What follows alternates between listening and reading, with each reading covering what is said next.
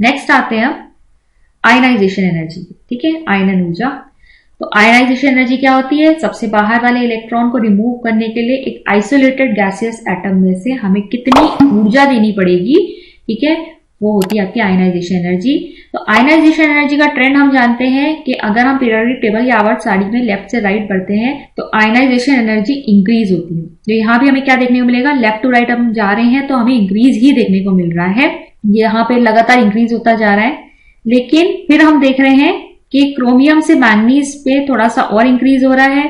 ये यहां से जो इंक्रीज है वो कम है, फिर ये बहुत ज्यादा इंक्रीज है, फिर आयरन में इंक्रीज है, उसके बाद थोड़ा हमें डिक्रीज देखने को मिल रहा है। अब देखिए, इसके लिए हमें 3 फैक्टर समझने होंगे। जो आयनाइजेशन एनर्जी है वो किस चीज पर डिपेंड करती है? एक तो डिपेंड करती है न्यूक्लियस के इफेक्टिव न्यूक्लियर चार्ज पर, ठीक है ना, कि आपका जो न्यूक्लियस है वो जो अट्रैक्टिव फोर्स लगा रहा है सबसे आउटर मोस्ट इलेक्ट्रॉन पर, वो कितना पड़ रहा है, तो इफेक्टिव न्यूक्लियर चार्ज पर। दूसरा डिपेंड करता है इलेक्ट्रॉनिक रिपल्शन पर, कि इनर इलेक्ट्रॉन्स जो है, जो अंदर के इलेक्ट्रॉन्स हैं, वो उनके बीच में कितना प्रतिकर्षण हो रहा है। और तीसरी चीज होती है एक्सचेंज एनर्जी, ठीक है। एक्सचेंज एनर्जी को हमने बताया कि एक ही ऑर्बिटल में जब आपके अनपेयर्ड इलेक्ट्रॉन्स होते हैं तो वो एक दूसरे के साथ क्या करते हैं? अदला बदली करते हैं, कितने तरह के कॉन्फ़िगरेशंस वो बना सकते हैं वो देखते हैं। तो ये एक्सचेंज एनर्जी भी क्या करती है? स्टेबलाइजेशन प्रोवाइड करती है, स्थिरता देती है। तो देखिए, जैसे जैसे नंबर ऑफ अनपेयर्ड इलेक्ट्रॉन्स बढ़ेंगे उतनी ही ज्यादा एक्सचेंज एनर्जी बढ़ेगी, जिसकी वजह से इसे स्टेबिलिटी मिलती जाएगी। जब स्टेबिलिटी मिलती है तो इलेक्ट्रॉन को निकालना मुश्किल हो जाता है किसी एटम में। फिर देखिए, फर्स्ट आयनाइजेशन एनर्जी की अगर हम बात करेंगे तो जिंक, कैडमियम और मरकरी की जो फर्स्ट आयनाइजेशन एनर्जी होती है, यानी सबसे आउटर मोस्ट इलेक्ट्रॉन को, पहला जो है सबसे आउटर मोस्ट इलेक्ट्रॉन है उसे निकालने के लिए जो आयनाइजेशन एनर्जी जो हमें देनी पड़ रही है वो क्या होती है? बहुत हाई होती है। इनकी बहुत हाई आयनाइजेशन एनर्जी की वैल्यूज होती है। वो इसलिए क्योंकि यहाँ पर कंप्लीटली फिल्ड, यहाँ पर डी सबशेल और एस सबशेल है, जिसकी वजह से इसमें से इलेक्ट्रॉन निकालना मुश्किल है, क्योंकि ये काफी स्टेबल है, स्थिर है।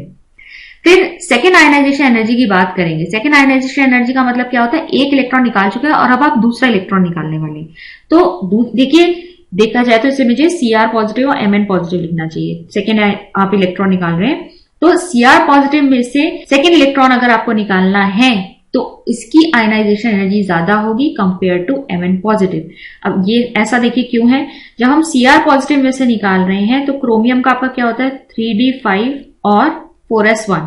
और अगर हम मैंगनीज की बात करेंगे तो वहां हमें क्या देखने को मिलेगा? ये होता है ब्राउन स्टेट में जब तक एक इलेक्ट्रॉन नहीं निकला है।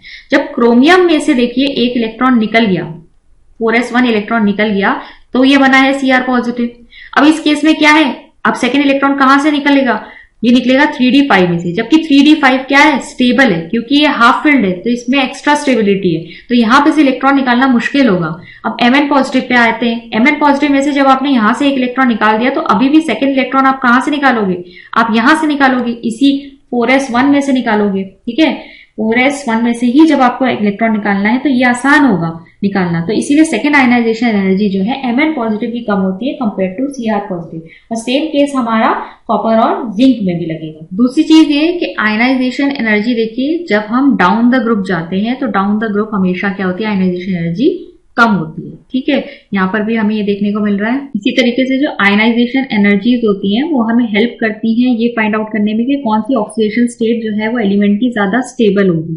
मान लीजिए अगर आपको दे रखा है फर्स्ट आयनाइजेशन एनर्जी और सेकेंड आयनाइजेशन एनर्जी, तो अगर हम निकल की बात करें तो निकल की और प्लैटिनम के केस में लेते हैं तो निकल की जो फर्स्ट आयनाइजेशन और सेकेंड आयनाइजेशन पोटेंशियल होता है, इसका आयनाइजेशन एनर्जी होती है, वो प्लैटिनम की फर्स्ट और सेकेंड आयनाइजेशन के सम से कम होती है। इसीलिए हम कह सकते हैं कि जो निकल टू पॉजिटिव है वो ज्यादा स्टेबल होता है प्लैटिनम टू पॉजिटिव से। जबकि अगर हम निकल 4 पॉजिटिव प्लैटिनम 4 पॉजिटिव की बात करें तो हम इन आयनाइजेशन एनर्जीज का सम निकालेंगे तो हमें पता चलेगा कि निकल जो है अपनी +4 स्टेट में कम स्टेबल होता है प्लैटिनम 4 से। तो निकल अपनी ऑक्सीडेशन स्टेट जब उसकी 2 होती है तो ज्यादा स्टेबल होता है कंपेयर टू 4, और प्लैटिनम अपने 4 स्टेज में जो है, मतलब ऑक्सीडेशन स्टेट जब उसकी 4 होगी तो ज्यादा स्टेबल होगा कंपेयर टू +2। थर्मोडायनेमिक स्टेबिलिटी की बात करें तो आयनाइजेशन एनर्जी की जो डेटा है वो हमें हेल्प करता है स्टेबल ऑक्सीडेशन स्टेट्स को फाइंड आउट करने में। नेक्स्ट बात करेंगे मेल्टिंग पॉइंट की। मेल्टिंग पॉइंट यानी गलनांक।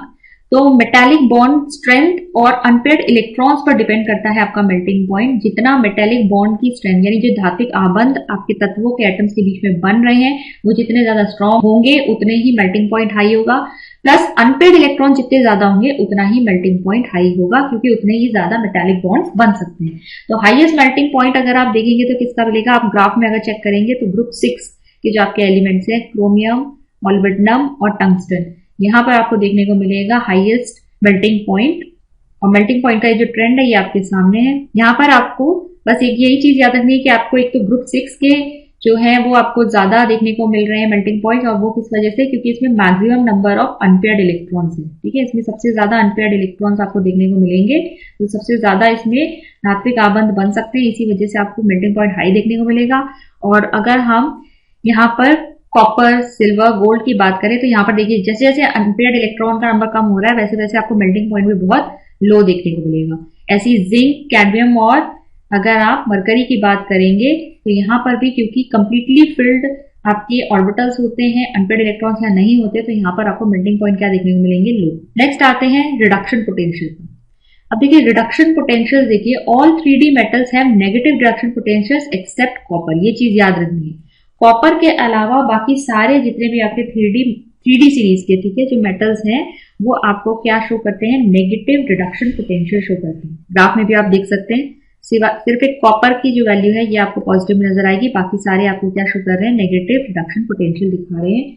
और दूसरी चीज, क्योंकि हम कह रहे हैं कि कॉपर का जो रिडक्शन पोटेंशियल है वो क्या है, पॉजिटिव है, तो पॉजिटिव होने की वजह से ये एसिड्स में से हाइड्रोजन को डिस्प्लेस नहीं कर सकता, हाइड्रोजन का विस्थापन ये नहीं कर सकता। केवल 2 एसिड्स हैं जो कॉपर के साथ रिएक्ट करते हैं, वो है आपका एक तो नाइट्रिक एसिड और दूसरा है आपका हॉट कंसंट्रेटेड सल्फ्यूरिक एसिड। ठीक है, दोनों ही आपके ये जो एसिड्स हैं ये कॉपर के साथ रिएक्ट कर सकते हैं। इसके अलावा कॉपर की टेंडेंसी नहीं है कि वो हाइड्रोजन को उसके एसिड में से रिप्लेस कर पाए। और ये जो जनरल ट्रेंड आपको देखने को मिल रहा है लेफ्ट टू राइट जाने में, ये ट्रेंड जो है आपका ये रिलेटेड होता है sum of first and second ionisation energy.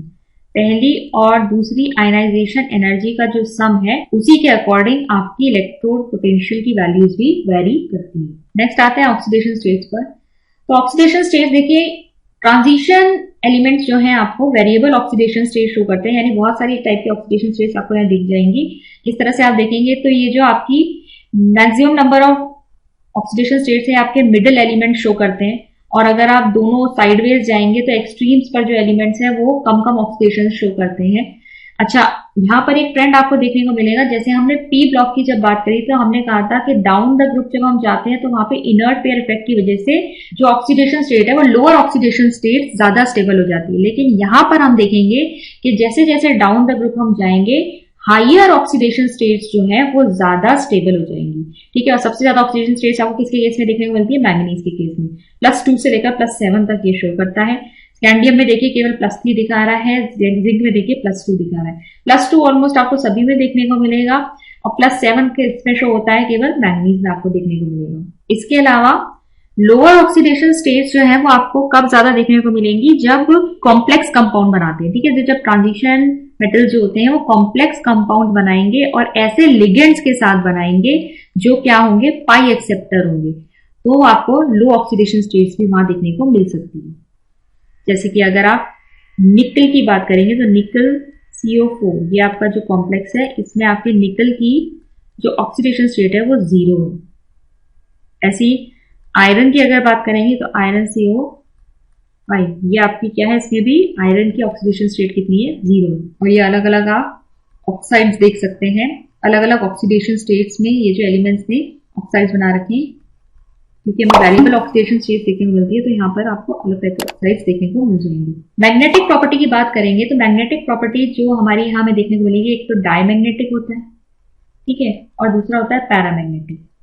अब क्योंकि हम यहाँ ट्रांजिशन एलिमेंट की जो बात कर रहे हैं उसमें हम अनपेयर्ड इलेक्ट्रॉन्स की बात कर रहे हैं, ठीक है, अनपेयर्ड इलेक्ट्रॉन्स की बात करेंगे।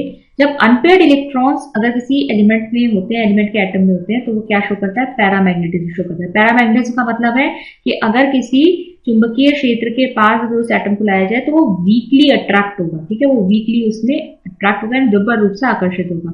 डायमैग्नेटिक का मतलब क्या होता है कि अगर आप मैग्नेटिक फील्ड के पास अगर उस एलिमेंट को लाएंगे तो वो वीकली रिपेल होगा, ठीक है, दुर्बल रूप से प्रतिकर्षित होगा। तो हम यहाँ पर बात कर रहे हैं डी ऑर्बिटल्स की। डी ऑर्बिटल्स में हम कह रहे हैं पार्शियली फिल्ड है, दैट मीन्स उसमें अनपेयर्ड इलेक्ट्रॉन्स होंगे, और जब अनपेयर्ड इलेक्ट्रॉन्स होंगे तो आपको ट्रांजिशन मेटल्स कैसे मिलेंगे, पैरामैग्नेटिक। नेक्स्ट देखते हैं फॉर्मेशन ऑफ कलर्ड कंपाउंड। संक्रमण तत्वों के बहुत से तत्व ऐसे हैं जो कलर शो करते हैं, ठीक है। तो अब ये कलर क्यों शो करते हैं, ये शो करते हैं colour due to incompletely filled n-1 d subshell. ये जो इनका d सबशेल है, क्योंकि इसमें हमें अनपेयर्ड इलेक्ट्रॉन्स देखने को मिलते हैं, इनकम्प्लीट फिलिंग है, इसीलिए हमको यहाँ कलर देखने को मिलता है। अगर आप डी ऑर्बिटल्स की बात करें तो ये बनाते हैं कॉम्प्लेक्स कंपाउंड, और कॉम्प्लेक्स कंपाउंड बनाने के टाइम पे जब लिगेंड्स, ठीक है, लिगेंड्स डी ऑर्बिटल्स के पास आते हैं तो डी ऑर्बिटल्स लिगेंड्स की प्रेजेंस में स्प्लिट कर जाता है, टूट जाता है दो सेट में, ठीक है। एक सेट आपका EG सेट होता है और दूसरा सेट आपका T2G सेट होता है। T2G सेट में आपके कौन कौन से आ जाएंगे, DXY, DXZ और DYZ, ये ऑर्बिटल्स आ जाएंगे। और EG में आपके आ जाते हैं DX2 -Y2 और DZ2, ठीक है। दो ऑर्बिटल्स आपके EG में आ गए सेट में, और तीन ऑर्बिटल्स आपके T2G सेट में आ गए, ये स्प्लिटिंग हो गई। और इस तरीके से ये स्प्लिटिंग होने की वजह से यहाँ पर दो एनर्जी स्टेट्स बन जाती है, ठीक है, ये दो एनर्जी अवस्थाएं हो गई, ऊर्जा अवस्थाएं। अब इलेक्ट्रॉन देखिए अगर यहाँ प्रेजेंट है, ठीक है, लोअर एनर्जी सेट में प्रेजेंट है, एनर्जी स्टेट में प्रेजेंट है, और उसने अगर रेडिएशन एब्जॉर्ब करी, ठीक है, अगर वो एनर्जी एब्जॉर्ब करेगा तो क्या होगा, वो हायर एनर्जी स्टेट पे चला जाएगा। हायर एनर्जी स्टेट पे जाकर वो काफी देर तक यहाँ नहीं रह सकता, उसे वापस आना होगा ग्राउंड स्टेट पे। तो जब ये अपने ग्राउंड स्टेट पे वापस आता है तो ये एनर्जी को इमिट करता है, और वो एनर्जी इमिट करता है ये विजिबल रीजन में, ठीक है। विजिबल रीजन में एनर्जी को इमिट करेगा, उसका विकिरण करेगा, और यही हमें कलर के फॉर्म में दिखाई देती है। तो बेसिकली हो क्या रहा है, डी ऑर्बिटल स्प्लिट हो गए, इलेक्ट्रॉन जो ग्राउंड स्टेट में था वो उसने एनर्जी एब्जॉर्ब करी, हायर एनर्जी स्टेट में गया, और जब वापस आएगा तो फिर से एनर्जी को इमिट करेगा, और वो करता है विजिबल रीजन में, जिसकी वजह से हमें कलर दिखाई देता है। अब कलर किस तरीके दिखाई देता है, इसे आप यहाँ पर देख सकते हैं। इस टेबल में हम देख रहे हैं यहाँ पर स्कैंडियम 3 पॉजिटिव के केस है, स्कैंडियम 3 पॉजिटिव केस में आपको 3D 0 मिलेगा, तो इसीलिए क्या है, कलरलेस, क्योंकि जब इलेक्ट्रॉन ही नहीं इसके पास तो एक्साइटेशन होगा ही नहीं। ऐसे ही अगर आप टाइटेनियम 4 पॉजिटिव की बात करें तो 3D 0 होगा, ये केस भी कलरलेस, ठीक है, ये भी कलरलेस। और इसके अलावा में क्या क्या कलर्स देखने को मिलते हैं ये आप देख सकते हैं यहाँ पर। नेक्स्ट आते हैं इंटरस्टिशियल कंपाउंड, अंतरावकाशी यौगिक। अब इनके बारे में हमने सॉलिड स्टेट जब चैप्टर पढ़ा था उसमें भी देखा था, ये क्या होते हैं, आपके नॉन स्टोकियोमेट्रिक डिफेक्ट्स होते हैं, ठीक है। तो नॉन स्टोकियोमेट्रिक डिफेक्ट्स में जिसमें हमने देखा था कि अगर मान लीजिए हम यहाँ से Fe2 पॉजिटिव आयंस निकालें, ठीक है, 3 Fe2 पॉजिटिव निकालें और इसमें 2 Fe2 पॉजिटिव Fe3 पॉजिटिव डाल दें, तो यहाँ पर क्या होगा, Fe3 पॉजिटिव तो 2 ही डाल रहे हैं हम, तो एक स्पेस तो बच जाएगी। अब वो स्पेस जो खाली इसके लैटिस में बच जाती है, वहां पर क्या हो सकता है, वहां पर कोई और एटम आ सकता है, ठीक है ना, कोई और एटम वहां पे आ सकता है, कोई जो छोटा हो साइज में। तो यही क्या होते हैं, आपके इंटरस्टिशियल कंपाउंड्स बनते हैं। जब कंपाउंड में आपके कुछ वॉइड्स क्रिएट हो जाते हैं, खाली जगहें क्रिएट हो जाती हैं, और वहां पर दूसरे एटम आकर उसे ऑक्यूपाई कर लेते हैं, उस जगह को घेर लेते हैं जो ट्रैप्ड एटम्स है, ये देखिए, इसी को कहते हैं इंटरस्टिशियल कंपाउंड। अब इंटरस्टिशियल कंपाउंड्स की अगर आप प्रॉपर्टीज देखेंगे तो ये आपके वेरिएबल ऑक्सीडेशन स्टेट शो करते हैं, क्योंकि हमने देखा भी था इसे उस सॉलिड स्टेट चैप्टर में भी कि हमारे पास ये नॉन स्टोकियोमेट्रिक है, तो इसकी जो वैल्यू है यहाँ पर जरूरी नहीं है कि हमें एक होल नंबर वैल्यू मिले, यहाँ पर हमें पॉइंट में डेसिमल भी वैल्यू मिल सकती है, क्योंकि एक एवरेज वैल्यू ली जाती है। हार्ड होते हैं, हाई मेल्टिंग और बॉइलिंग पॉइंट होता है, इन क्वथना का गलनांक उच्च होता है, और इलेक्ट्रिसिटी के सुचालक होते हैं, विद्युत के सुचालक होते हैं। नेक्स्ट आते हैं एलॉयज पर। ट्रांजिशन मेटल जो है इनके बहुत सारे, इनके अलग तरह के एलॉयज यानी मिश्र धातु बनाए जा सकते हैं। कुछ इंपॉर्टेंट देखिए आपके एलॉयज क्या है, ब्रास जैसे कॉपर और जिंक का होता है, ब्रोंज देखिए कॉपर और टिन का होता है, गन मेटल, बेल मेटल देखिए कॉपर, जिंक और टिन का है, स्टेनलेस स्टील में देखिए कार्बन, आयरन, क्रोमियम, निकल, ये आपके एलॉयज हो जाएंगे। नेक्स्ट आता है आपका कैटालिटिक एक्टिविटी। अब ये देखिए आपके जो ट्रांजिशन एलिमेंट्स होते हैं ये कैटालिटिक एक्टिविटी शो करते हैं, यानी उत्प्रेरण शो कर दिखाते हैं। तो देखिए ये उत्प्रेरण क्यों दिखाते हैं, एक तो इनके पास डी ऑर्बिटल्स हैं, ठीक है, इनके पास डी ऑर्बिटल्स उपस्थित हैं। इसके अलावा इनका सतह जो है, सतह क्षेत्रफल वो बहुत ज्यादा होता है, सरफेस एरिया ज्यादा है। वेरिएबल ऑक्सीडेशन स्टेट शो करते हैं, अलग अलग तरह के ऑक्सीडेशन अवस्थाएं दिखा सकते हैं। एबिलिटी टू फॉर्म कॉम्प्लेक्सेस बना सकते। तो देखिए कुछ इंपॉर्टेंट कैटलिस्ट देख लेते हैं। जैसे पहला आपका टाइटेनियम का देखिए, ये आपका जिगलर नाटा कैटलिस्ट है। जिगलर नाटा कैटलिस्ट किसमें यूज आता है? पॉलीथीन की प्रिपरेशन में यूज आता है। वेनेडियम का देखिए V2O5 कॉन्टैक्ट प्रोसेस में यूज करते हैं, जहां सल्फ्यूरिक एसिड की प्रिपरेशन की जाती है। क्रोमियम का देखिए Al2O3 प्लस Cr2O3 है, एरोमेटाइजेशन में काम आता है, ठीक है, जब आपको एरोमेटिक रिंग का फॉर्मेशन करना हो। मैंगनीज को देखिए, मैंगनीज MnO2, जब ऑक्सीजन की प्रिपरेशन करनी होती है KClO3 से, ठीक है, MnO2 की प्रेजेंस में करते हैं, ये कैटलिस्ट का काम करता है यहाँ। आयरन को देखिए एनहाइड्रस FeCl3, लुईस एसिड है, फ्रेडल क्राफ्ट रिएक्शंस में काम आता है। पैलेडियम देखिए PdCl2 CaCl2 बैकअप प्रोसेस में काम आता है। ऐसे निकल आप यूज करते हैं हाइड्रोजनेशन में। ऐसे प्लैटिनम, पैलेडियम, बहुत सारे ऐसे इसमें एलिमेंट्स हैं जो कैटलिस्ट की तरह इस्तेमाल किए जाते हैं। तो ये है आपका डी ब्लॉक एलिमेंट्स और उनकी कुछ प्रॉपर्टीज। आज के वीडियो में बस इतना ही, मिलते हैं नेक्स्ट वीडियो में। Thank you.